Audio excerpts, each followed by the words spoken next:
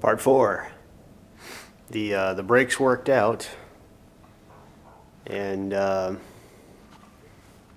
I spent a lot of time bleeding the air out of those things and trying to get some solid brake pressure. I ended up doing the other two calipers too, and I took it out on the road earlier, just up and down the county road in front of the house, and did some practice panic stops to just to see how they feel. I took it out the day before, and before I bled the rear caliper and the left front caliper, and I was not confident in those brakes. They were just spongy and just not. I don't feel like I could have stopped that bike if I really needed to, but now it's pretty good and it's running like a dream. Oh man, I'm just, I can't tell you how pleased I am at how well this thing is running. And I haven't gone anywhere on it yet. I did get my license plate. I got it insured. I need to take it to town and get it inspected, and so I'm just kind of doing the final things that it needs. Let me give you let's do a walk around.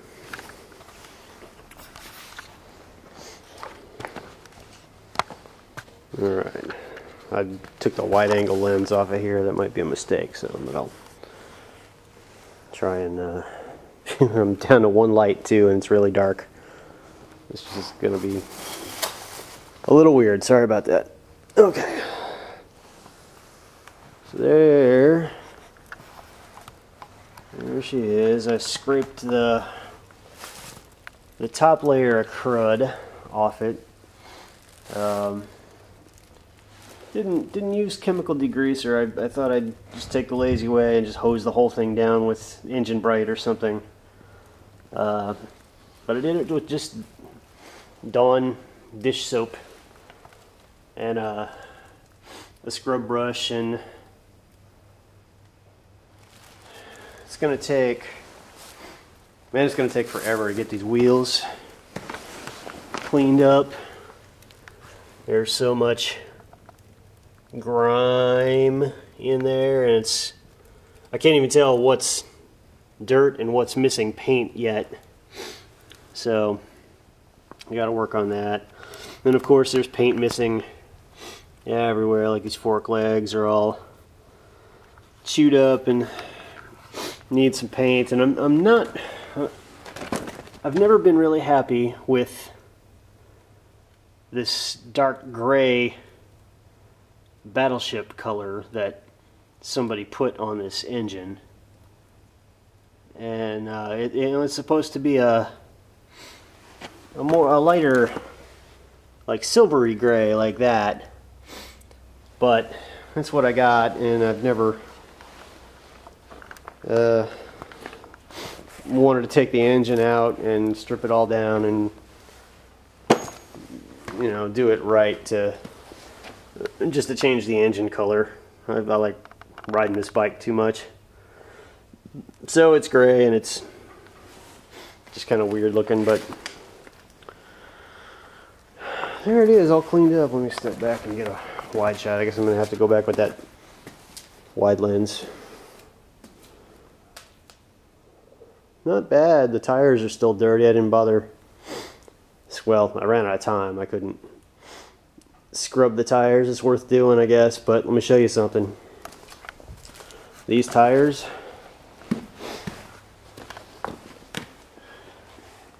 won't be staying. Look at that. If your tires look like that on the sidewall, I mean, they got plenty of tread, but man, that's bad. If your tires look like that, you need new ones. And the front one's even worse. Crack, crack, crack, crack, all the way around it. All the way around it, and this I don't know how old this tire is. These tires might have been mounted on these alloy wheels when I got them. I originally had wire wheels on this bike, and I hit something, a big rock the size of your head, I think it was, and I just hit it square on at highway speed one day.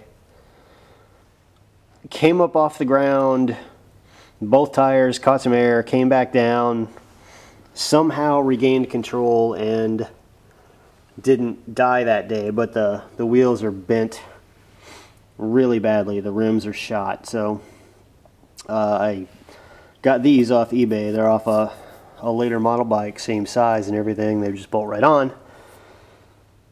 But I'm trying to remember where these tires came from, because look at this.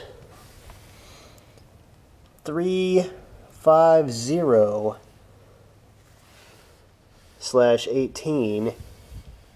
Nobody has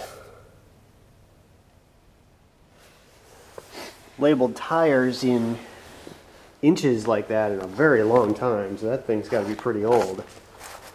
So that's the first big ticket thing I need to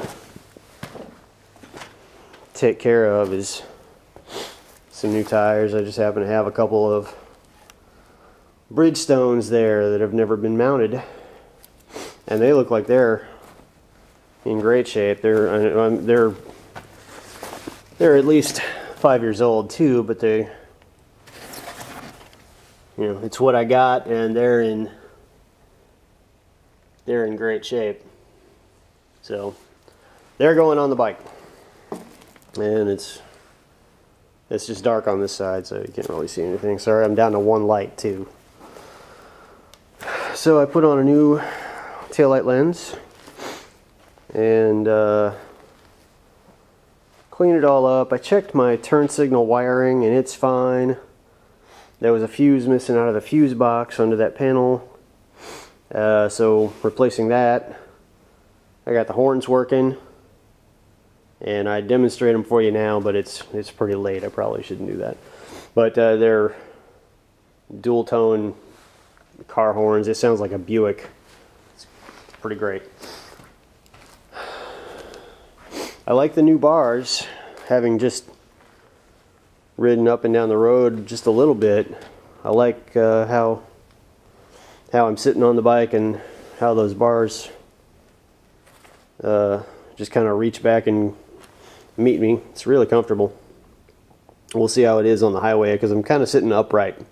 There may be a lot of wind in my chest, and I don't know, without any sort of forward lean to counteract that, it might be kind of a pain. These mirrors, these are just cheap universal MGO mirrors I ordered,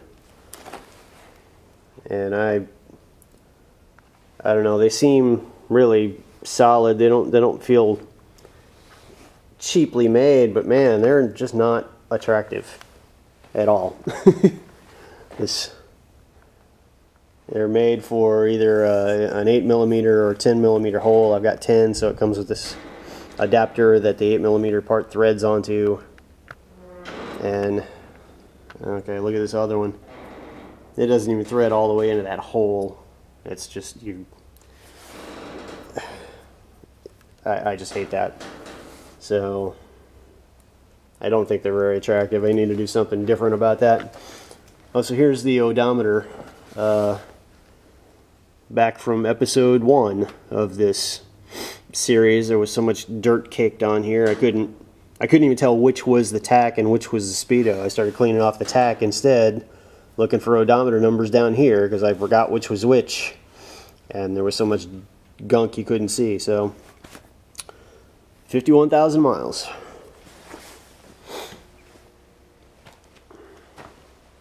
And of course there's little rust spots in the chrome just everywhere on the exhaust and on these headlight mounts. The fenders are stainless steel though, from the factory, so just polish those up. Those will be good. All this chrome I'm just gonna have to work on. I'm gonna try the tinfoil trick. It doesn't sound like it should work. It's the most ridiculous thing you've ever heard, but I read a plausible explanation of why it works. So I'm going to try that and show you the results I get out of it. And then after tires, I think I'd like to pull some of these pieces off and repaint them like this. Just kind of looks like a tailbone, and get some of these rusty black oxide bolts out of here, replace them with stainless. And well, I'm pretty happy with everything else. The bike is running great. Feels pretty good going down the road. I don't really want to take it too far or too fast on these tires though. So I might try to take it into the next town over tomorrow. It's about 12 miles away. Just take it nice and easy, get it over there, see if they'll inspect it like this. Other than the tires, it's got everything it needs to pass. I didn't get the turn signals mounted yet because I'm missing one. But I did check out the flasher and the wires, and it does what it's supposed to do still, so all I gotta do is mount them somehow and hook them up. If I can find the one that's missing, one of the front ones is gone missing around here somewhere. So some cosmetic stuff, some tires. Tonight I'm going to change the oil in the transmission and in the final drive, and just make sure they don't have water in them, or just, you know, just replace the old fluids and get it out on the road. I stepped on my I got the light on the wrong side, but on the other side, the center stand there had a little helper thing. It was a little metal leg that stuck off it. You can see the stub of it right there. That used to come way out, so you could yeah,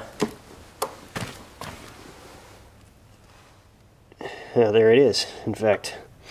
So that used to sit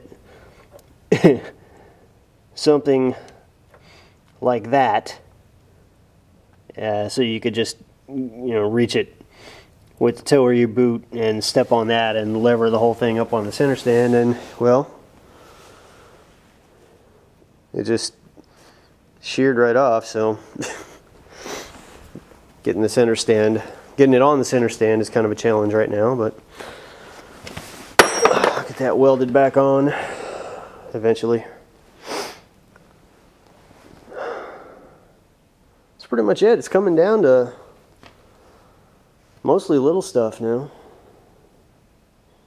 So the list is such now that other than tires, it's really not stuff I have to do anymore. It's more like, how much do you want to do now? But I need to do the tires, take it for a proper shakedown ride, and see if I can get something to go wrong with it. But, you know, I've had this bike a long time. It's treated me really well. It's always gotten me home. Never left me stuck anywhere. I always carry tools on it because it is a pretty old machine. And, you know, it's just smart to do so. But been a good bike. I'm so glad to see it back. All right, so maybe I'll do another walk around in the daytime tomorrow, so you can see what it really looks like all the way around, and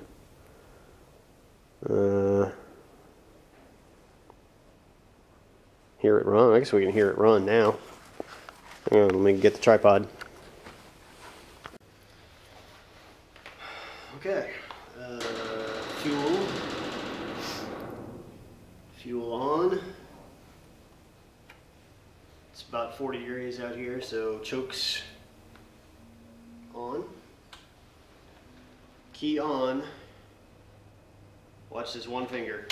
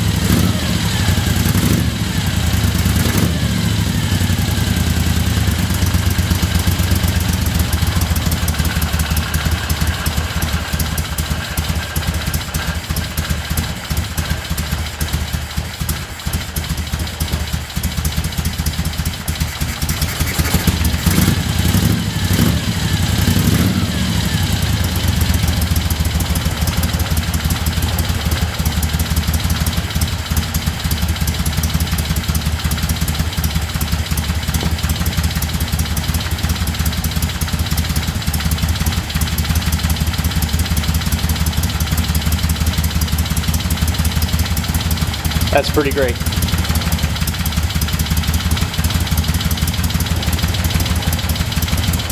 It vibrated those ugly mirrors loose, so I gotta tighten them back up. Alright, I'm gonna shut it down and change this oil before it gets too hot now. Just wanted to see if I can get a shot of what's going on here. There's the transmission, and it's dark under there, but there you can see the drain hole on the bottom of the transmission and a stream of funky gear oil going into a receptacle. And up the side of the transmission is the filler plug and inspection hole. So it's just like a car differential or transmission, I guess, manual transmission. Take the this one loose, or take it out rather, and fill up to the bottom of that hole. When it starts to spill out, that's how you know you've got enough. Close everything up, put new aluminum sealing washers on the fill plug and the drain plug, and the level check plug too. Button it back up, fill it up with oil. Same thing with this. Same thing with this. There's the drain hole on the bottom. Up top is a filler plug, and it's really nice that they give you these heavy duty filler plugs. They have magnets in them to catch I don't know, filings and whatever metal debris is in there gets caught on that plug, so it's not grinding up inside the engine or, you know, the gearbox or the rear end. And there is the inspection plug for the rear end. Oh, I got a lot of grease back there still. Yuck. So again, you put the drain plug back in, new sealing washers all around, put your oil in there until it starts to come out there, and close it all up, and you're done. And I should have all of that done as well as soon as this stuff finishes draining. It's taking its time because it's, you know, it's 90 weight and it's kind of cold out here.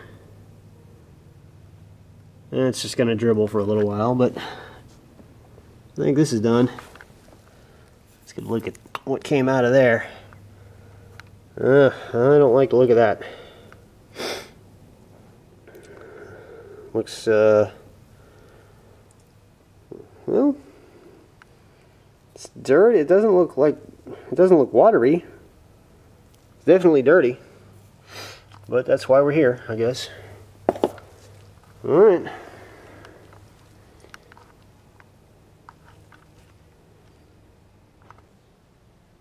Well, it is officially a runner again.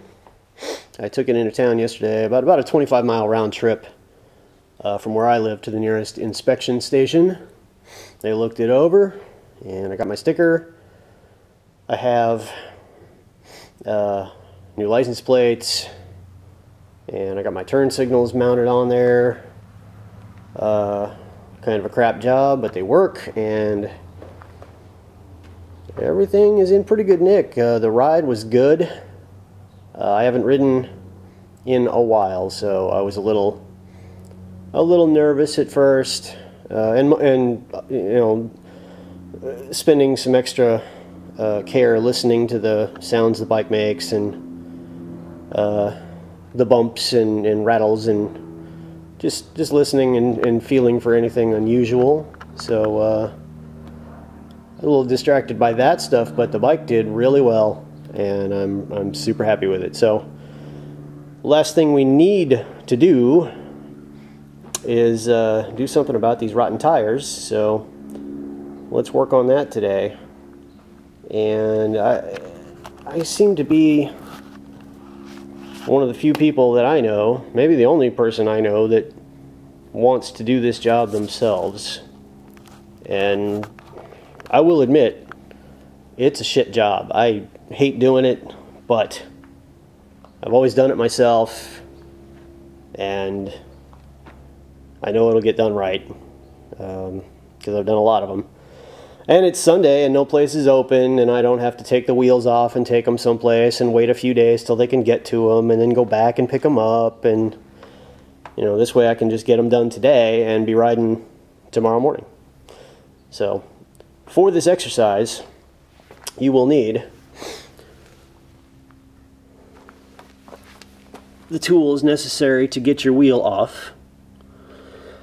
A C-clamp comes in handy, especially if your tires are really old like this one. Rim protectors that you will use your tire levers against and not scratch up the edge of your rim.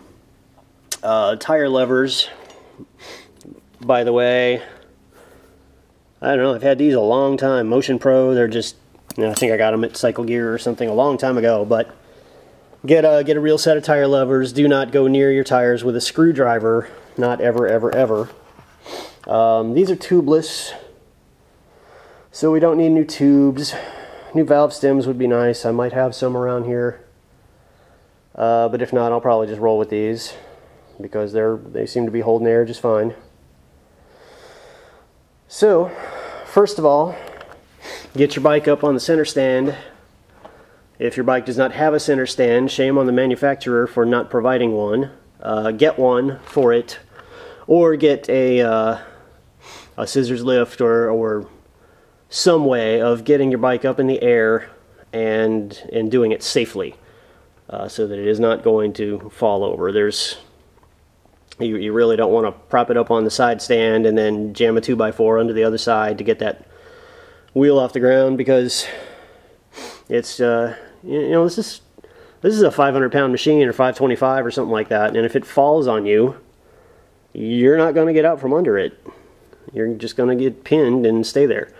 Bad news. So some modicum of caution is required here. Just be smart about it. So we'll take a little jack and put under the front end to raise the front wheel up so we can work on it. All right, let's get started.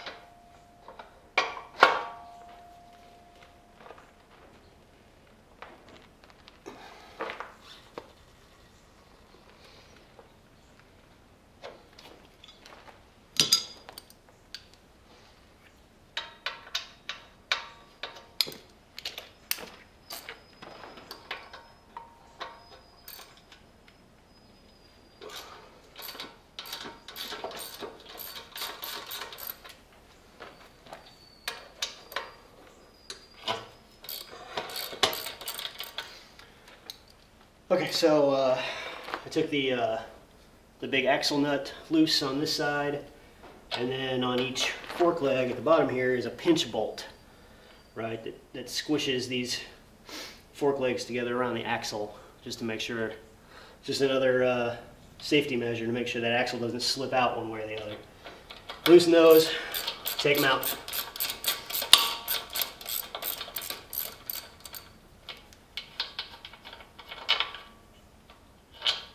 Like that.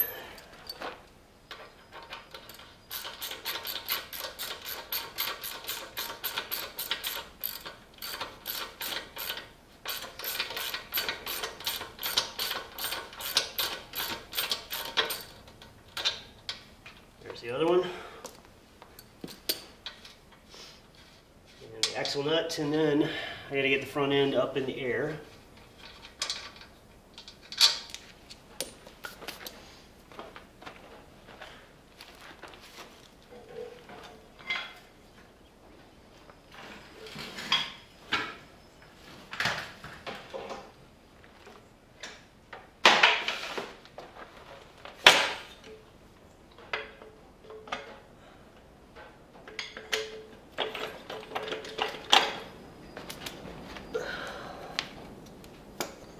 Put a wood block on the jack.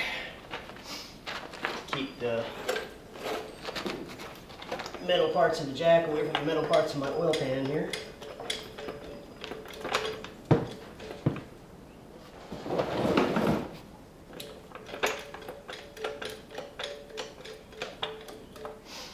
And just carefully bring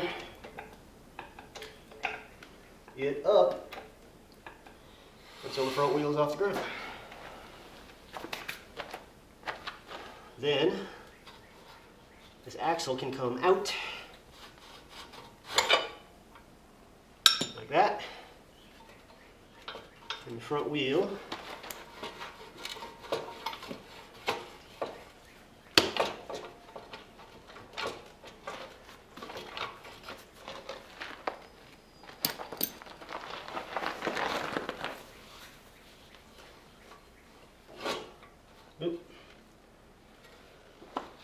this bolt here on the brake caliper is a little too long. It's got that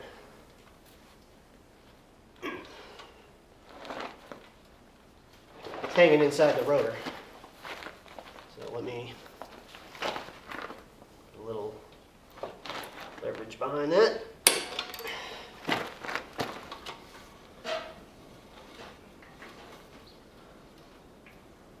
Loosen that up.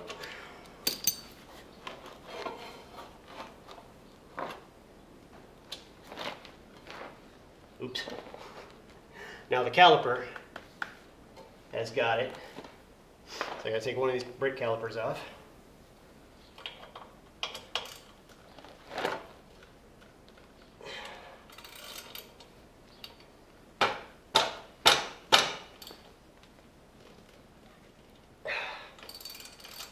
That's tight.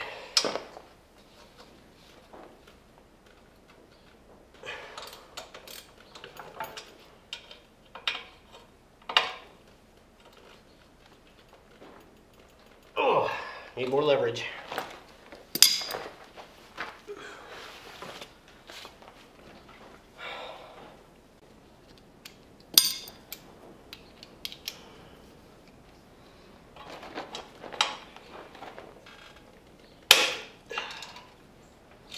Whew. That was in there tight.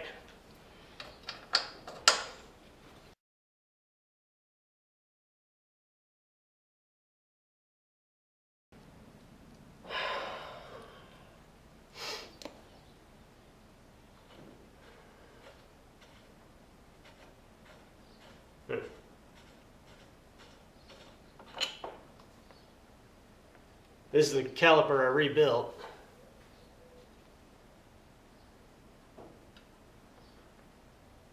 And it is all wet on the bottom. The bolt is too.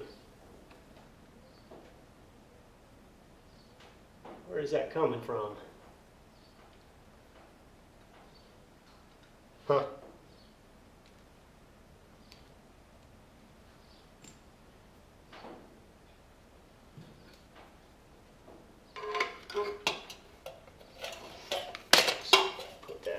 gear out of the way for a minute.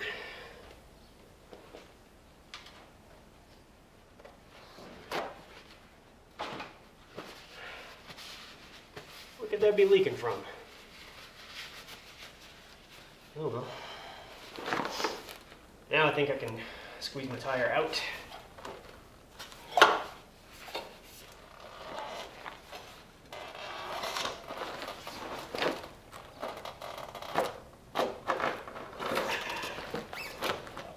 Like that. Tire is free. Now, oh, there's another tool you need. Get yourself a 5-gallon bucket.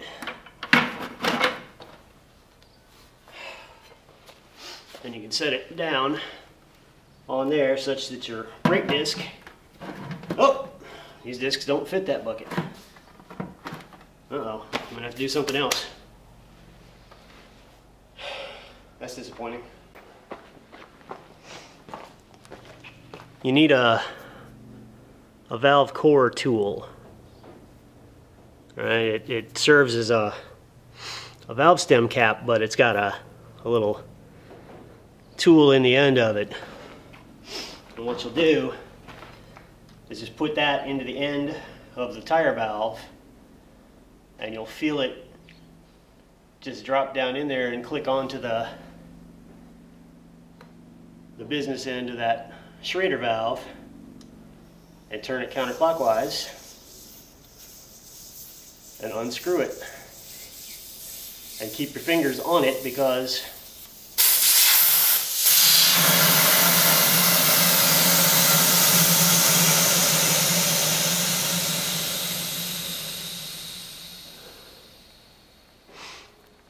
because 40 psi or so behind it is going to send it flying across the room and you will never find it.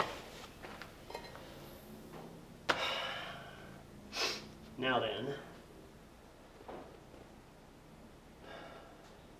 I think this tire has a tube in it actually. It's a tubeless rim, but it sort of looks like it's got a tube in it. Okay, that might change things a little bit.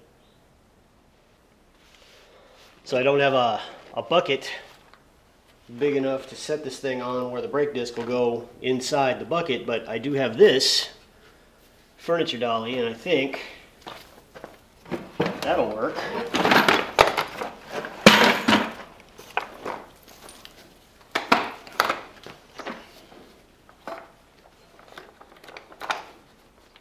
Yeah. So all you want is to keep the brake disc off the ground so you're not standing on it and abusing it. So this will support the rim and the tire without damaging that disc. So here's the crappy part I was talking about, breaking the bead on this old tire. The longer it's on that rim, the better bond it gets to the rim as this old rubber just hardens up and gets a little corrosion happening. I'm not sure, but there'll be some crud inside this rim seat, and this thing, I haven't tried yet, but this thing is just going to be a bear to get off. They always are. So what I like to do is, once you get all the air out, like get a knee up on the tire and just kind of put all your weight on it there. Just hear it go. It just went. Okay, so that popped that loose there, so I'm just going to do that all the way around. Okay, well that wasn't so bad. That's one side. Now turn it over, do the other side.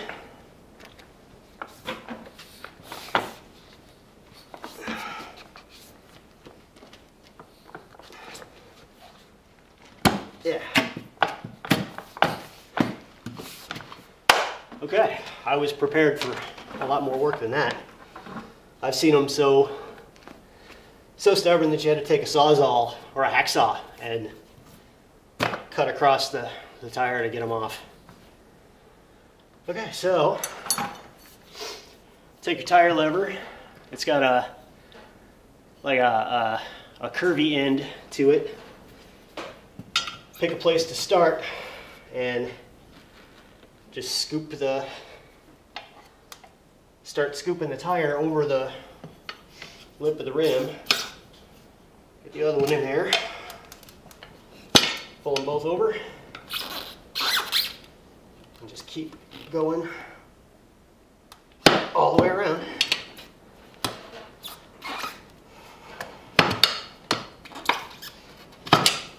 And it takes both hands. You kind of have to hold one while you're prying with the other. And off it goes.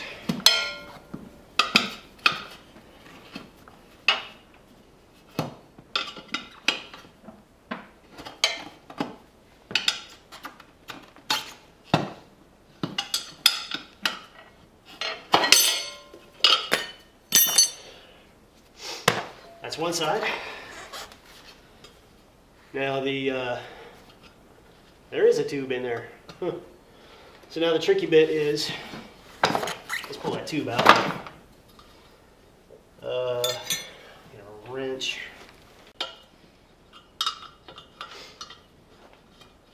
Valve stem cap has a little nut on it. I'm going to take that loose. Push the valve stem through the hole. That was my clue that it had a tube in it, because that little nut on the valve stem, a tubeless tire won't have that because it doesn't need it. Just kind of pick up on the tire, reach in there and grab the tube. You can just pull it right out. Be mindful of the valve stem. It's still stuck in that hole kind of, so you gotta work it out. And there's the tube. Then we got one half of the tire off the rim. Sometimes you can just push it off like that, and then take a minute. A really old crappy tire you can't do that with. They just don't have any give to them anymore.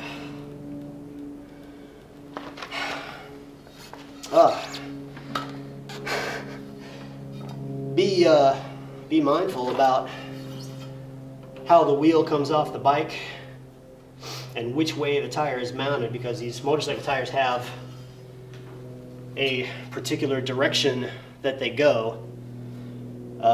They're built to withstand, like there's a little arrow here. Let me bring that up, see if you can see it. Don't know if you can see it right where my thumb is. It says drive and an arrow pointing the direction that it should go. So the reason they do that is motorcycle tires are built to handle stresses in one direction. Front tires that receive most of your braking force are built for that, but they don't have any forward push to them, since the front wheel isn't driven. The back wheel has both, not as much braking force, but a lot more driving force. So pay attention to which way that arrow points. Put it back on the rim the same way it came off, so you're sure to get your rim back on right. Some bikes have, this one's, doesn't matter, best I can recall. But some bikes have a speedometer drive right here that's supposed to go on the left side, if that's where your speedometer cable hooks up. So you got to get the tire on right. I'm just going to leave it oriented that way because that's the way it came off. And my drive is counterclockwise with respect. That's what I have there. So, old tire done. Here's our new tire. I know it doesn't look new. It's been hanging around here in the barn, full of snake skin, nice, and leaves and stuff. I got to get all that out and clean out the inside.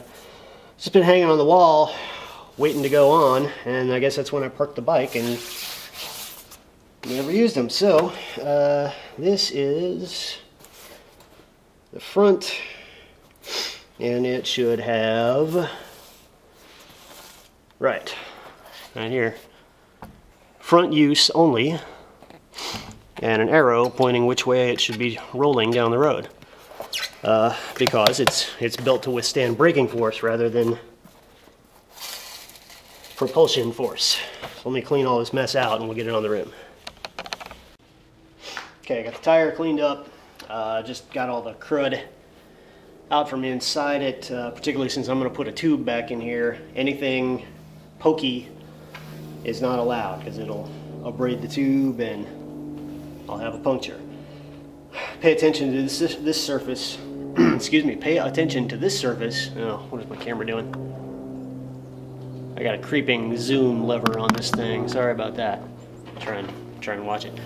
Pay attention to this surface too, the outer surface and this bit here where it contacts the rim. That's got to be nice and clean, especially on tubeless tires.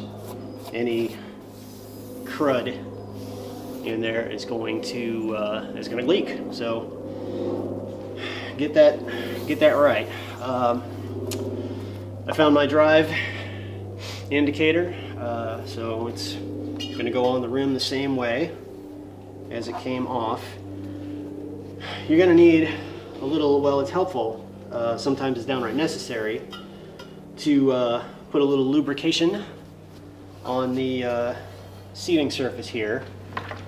So I have a bucket of warm soapy water, just dishwashing soap, that I'll smear on there.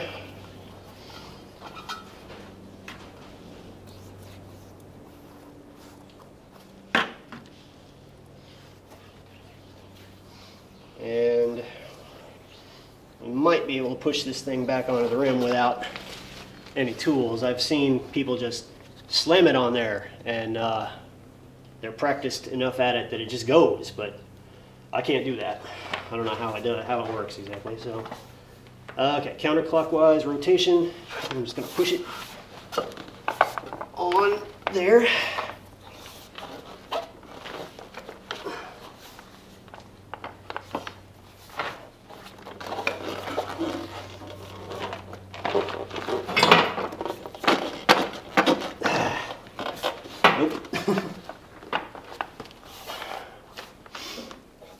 Alright, so I'm going to have to use tire tools to get it on there.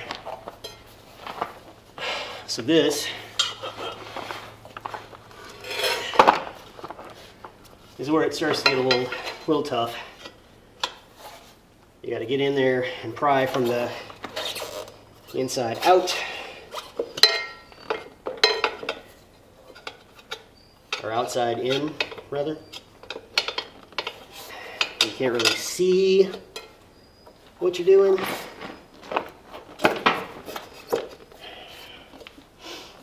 But that's how it should go. Just get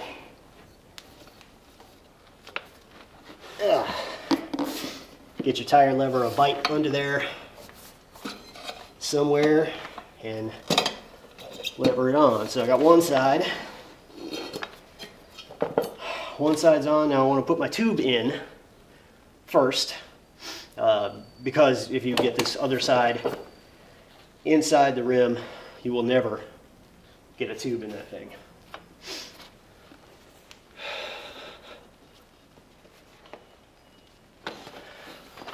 Here's our tube. Start with the valve stem. Find the, oh gosh, where's the hole? There it is. Put it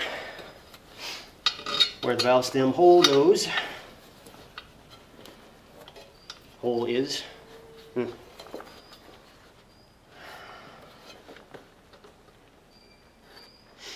and the half of the tire that's already in there is going to be in the way. So you gotta push it out of the way, make enough room for your hand, and blindly grope around for where that hole is. Alright, got that. I need my nut for the valve stem.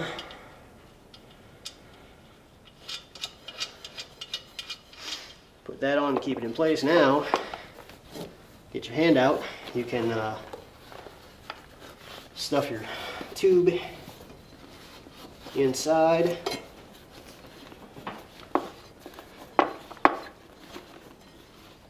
This is the same tube, by the way. I don't have a replacement tube, or I would.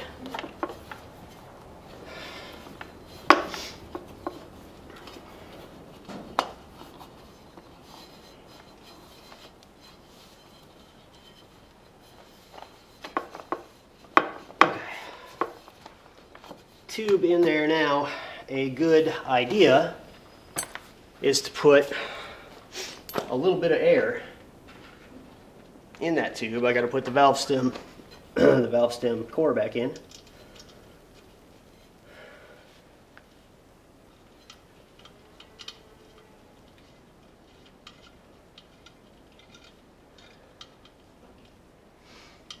Okay, done.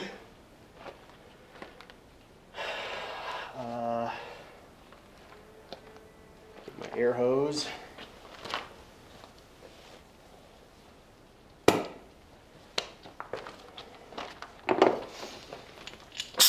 We just want a little bit, but it's going to be hard to put just a little bit with this thing.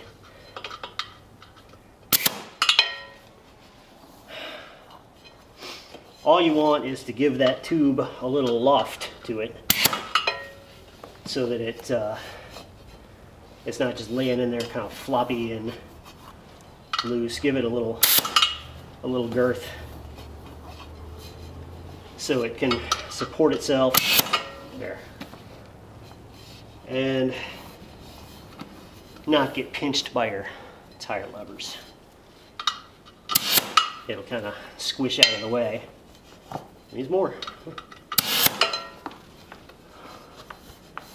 There. Now it's got a little firmness to it. So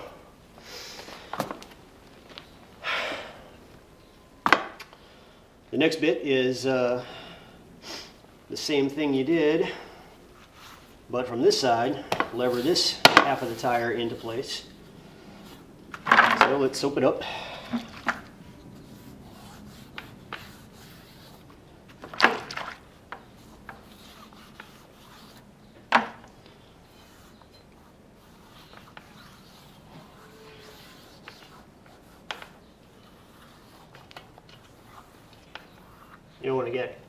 You don't want to hose this thing down or anything, get too much water, because any water trapped inside your wheel is going to stay there and just roll around in there and create a balance problem. So just use what you have to use. And kind of lift up on the other half, the lower half of the tire on the other side where you want to start, and get it down in the groove where the rim strip would be, and that kind of pushes the rest of the tire this way and gives you a little easier time of it on this end. And get there.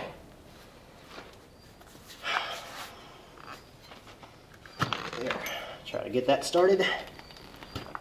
And push it, push it, push it all around.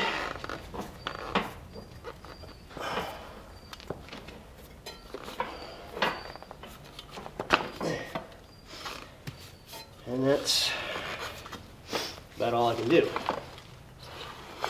So,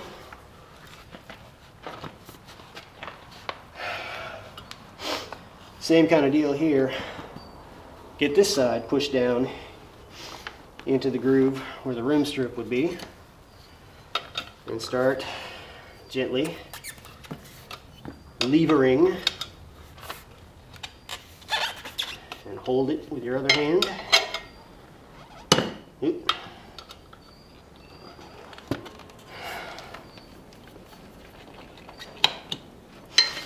Bring your knee around to help.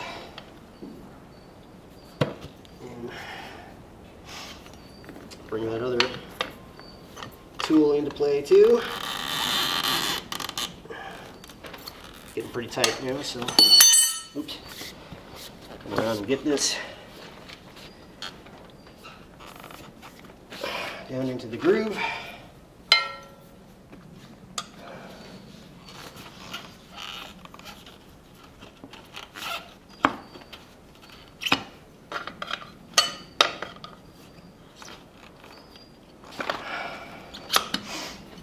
This is about the point where you start thinking, why am I doing this? Why didn't I just take it to somebody?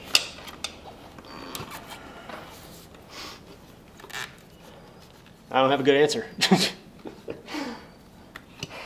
Maybe it's, you know, this isn't for everybody. I'm not sure it's for me for many more years.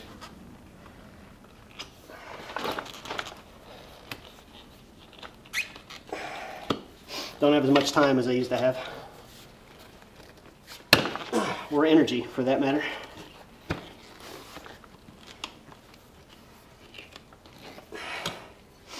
Of which you need quite a bit to get this done.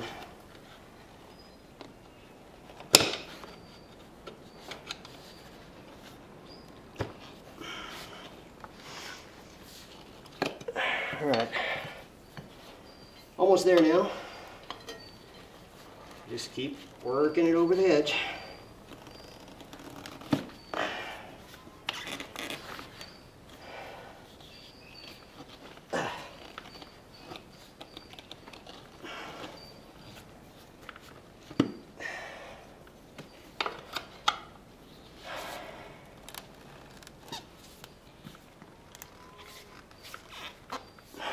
All right. Lost my other tire tool.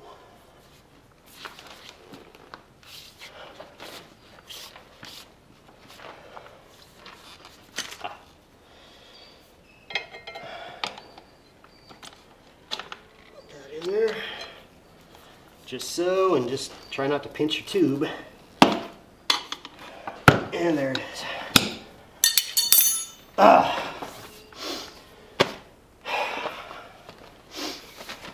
There. Now,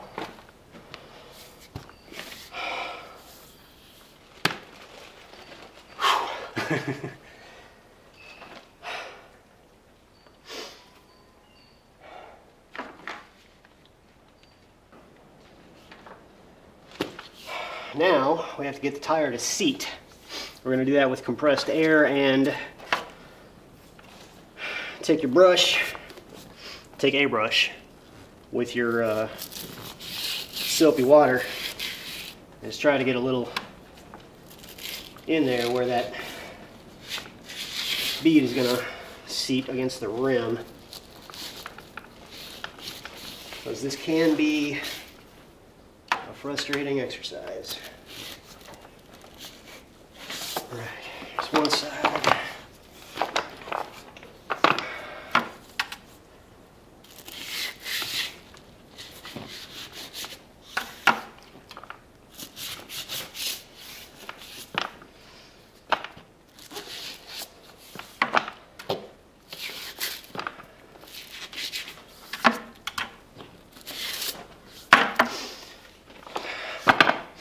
And then, compressed air is just about a must for this. I've done it with a bicycle pump before, but wow, that's hard.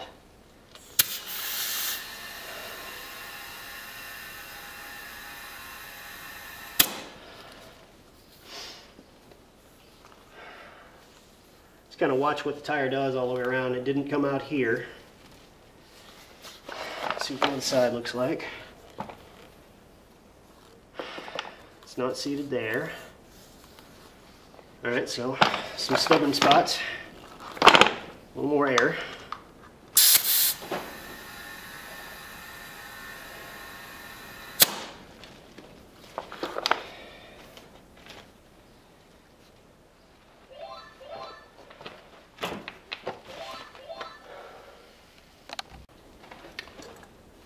looks like the other side seated all the way around. There's a nice little ridge line here that sticks out past the rim, and you can look at that and see that it's uniform all the way around. That's how you know that tire is seated. This side, let's see, there's that line, and it just kind of folds up under the rim there, and it comes out, and it's good everywhere else. So this one spot didn't seat. I've got about 55 PSI in there now, so I'm gonna deflate it. Try a little extra soapy water there. Maybe take one of these other sides that did seat off and try it again. Try not to disturb the other side because it's fine.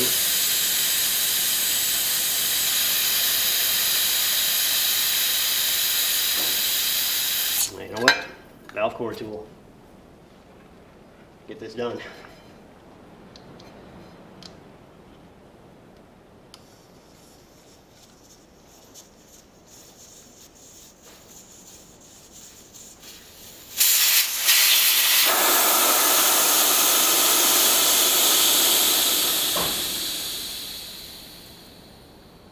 Okay.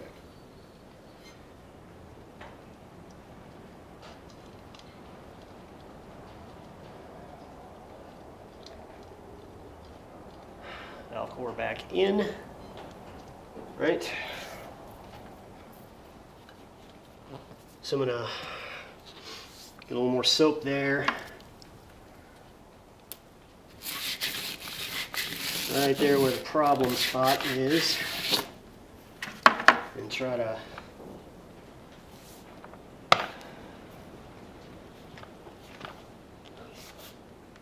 those spots don't want to break loose. That's good.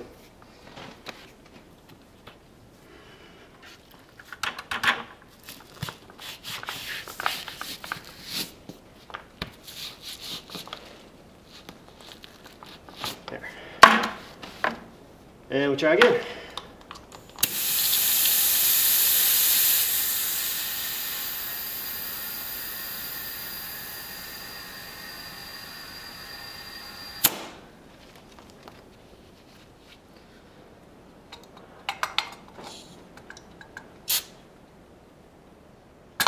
About 50 PSI.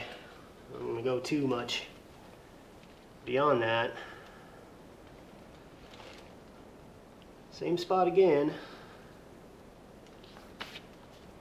Get a little more.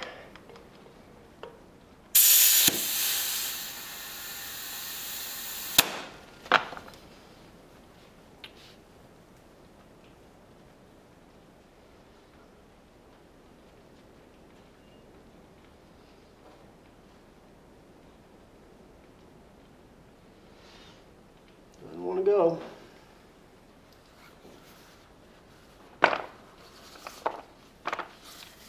This side's still good. Sometimes you can inflate these things and leave them alone for a while. Just walk away from it, come back later and find that it has worked it out.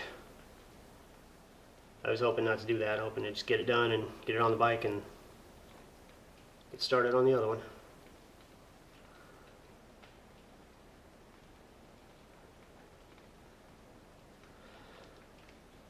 One more time.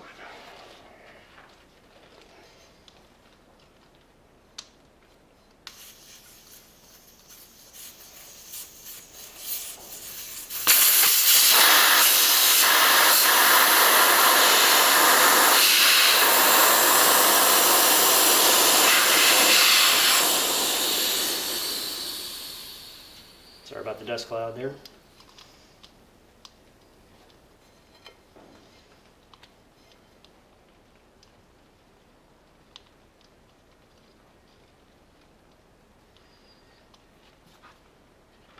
Let's take this side loose.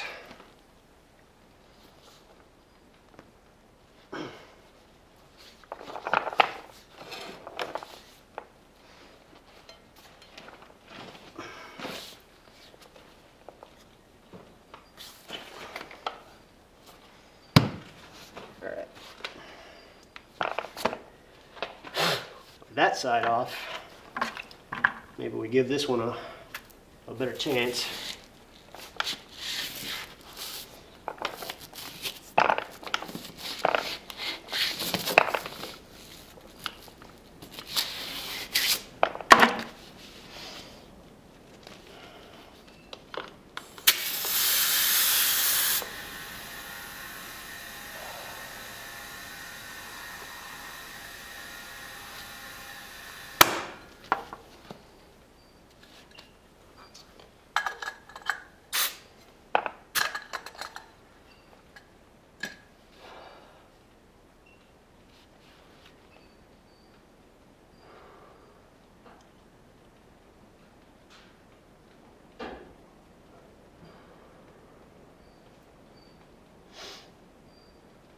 No good.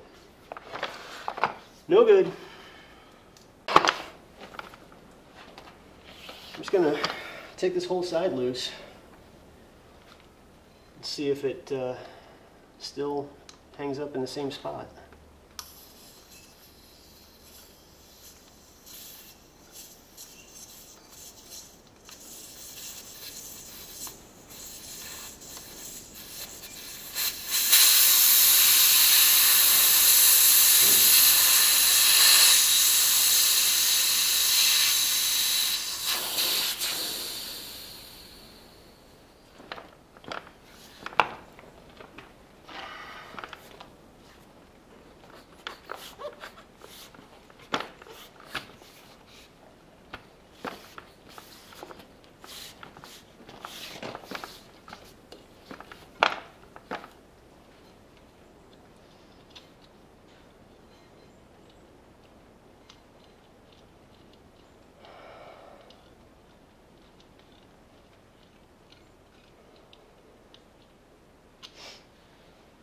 This, by the way, is not an atypical experience. This is about how it goes.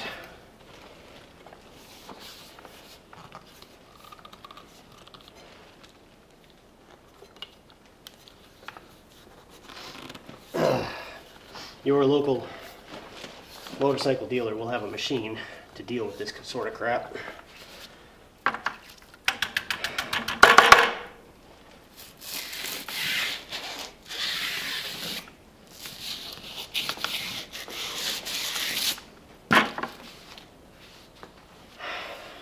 Alright, here we go again.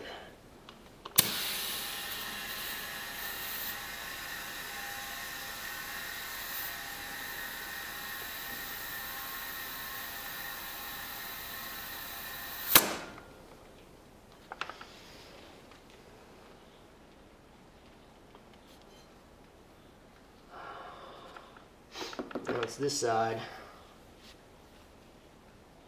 Looks like it wants the seat though.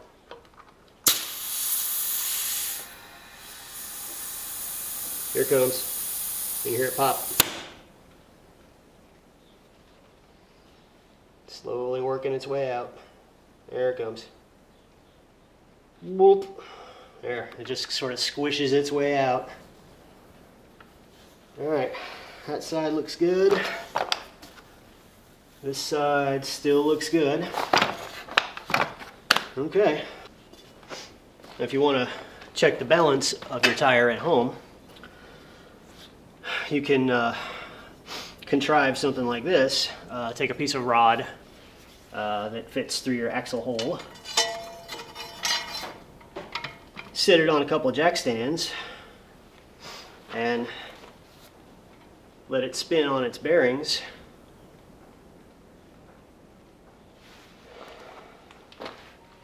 until it stops.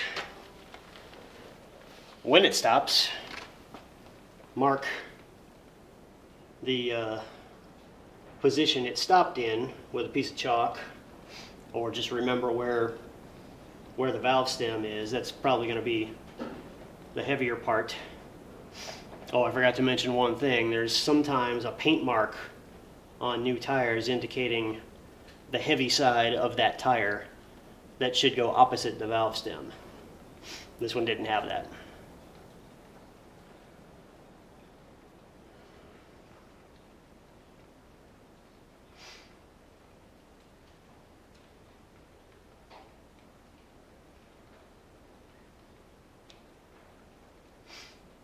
wheel spins pretty well.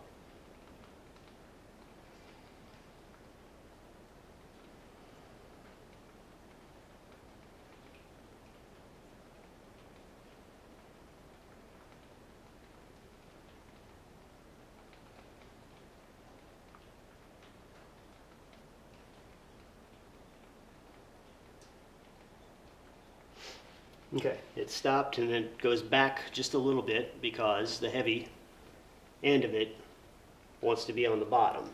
So it stopped with the valve stem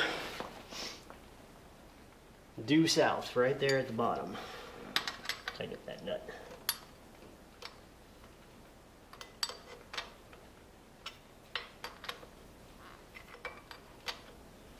So, knowing that, spin it around again.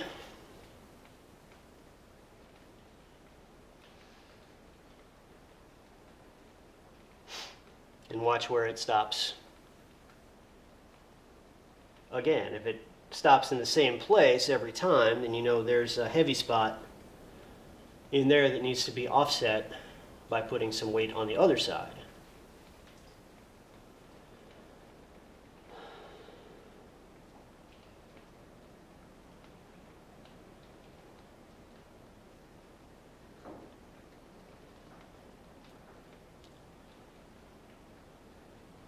Okay, valve stem hit bottom, it's coming back up and over.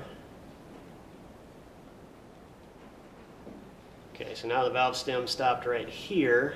It's backing up just a little.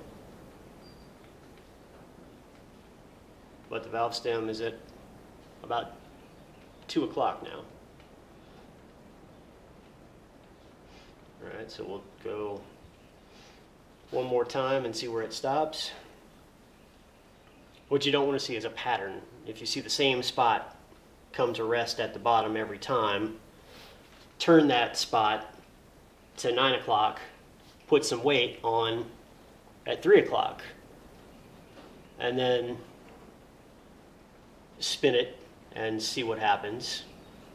What you want the wheel to do is just come to rest any old way. You don't want to see the same spot fall to the bottom every time.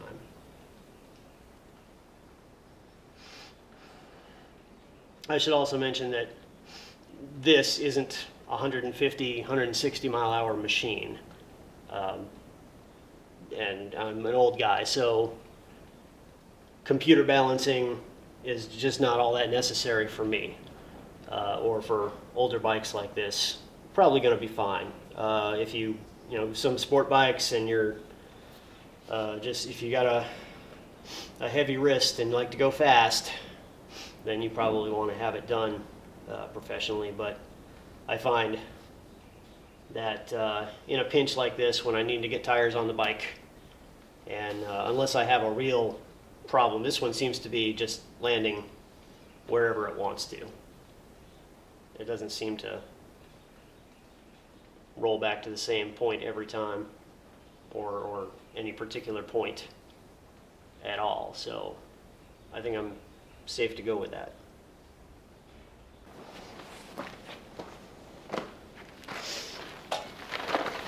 And new tire on, valve stem cap on. I still have to check the pressure in this thing with another tire gauge. I'm sure I have many of them around here somewhere. Raise this up just a little more. Make it easier to get under this fender and observe where the arrow goes. Front use only this way, same way it came off.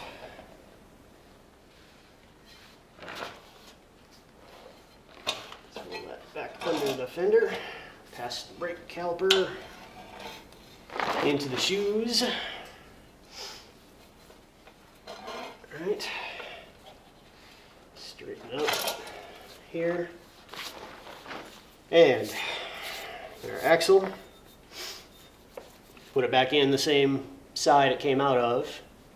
This one has a shoulder on it that bumps up against the bearing on one side and a spacer that bumps up against the bearing on the other side. So in here, lift up.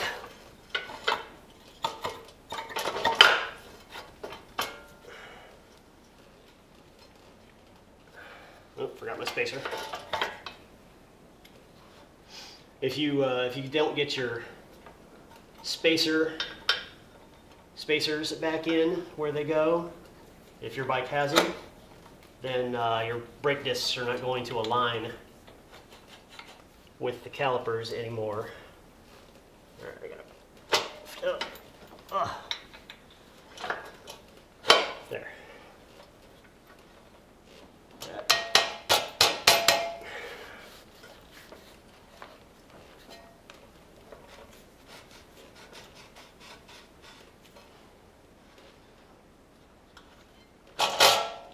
Squished in there.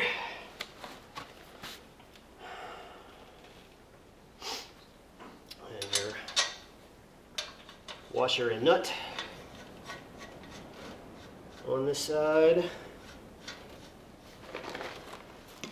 And the pinch bolts.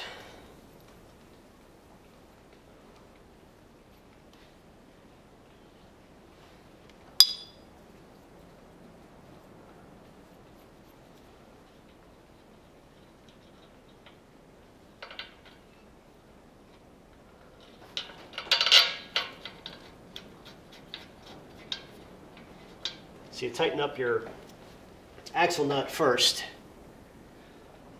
which you got to pull the fork legs in, make sure this axle is seated all the way through. Then you tighten your pinch bolts. You want that axle in its final resting place before you tighten these pinch bolts.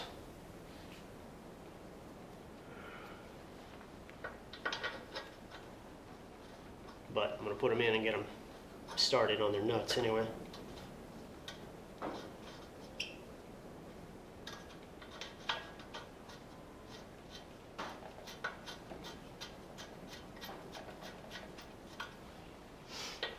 Okay, and there was this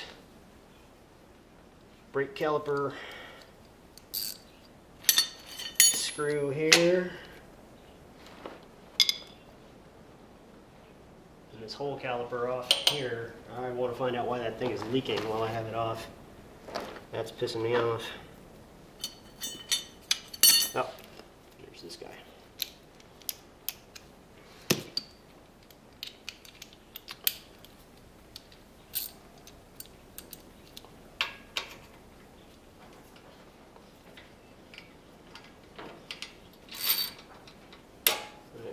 Tighten that sucker down. Make sure it doesn't drag against the brake disc.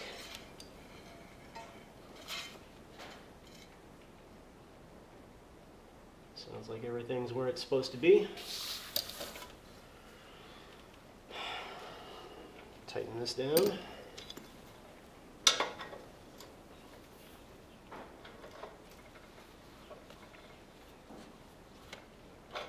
There's torque specs for this axle nut and the pinch bolts. I gotta look them up and see if I have a socket to fit this giant axle nut. But for now, tighten that up. Make sure it still spins, good. Okay, and you know, tighten everything up the way it came. Use a torque wrench on this stuff, it's important. Pump your brakes up a little bit before you go out for a ride, because your brake pads will have moved around and maybe your lever doesn't have any firmness to it anymore. So make sure your brakes work before you get rolling again. And that's that. Tire done.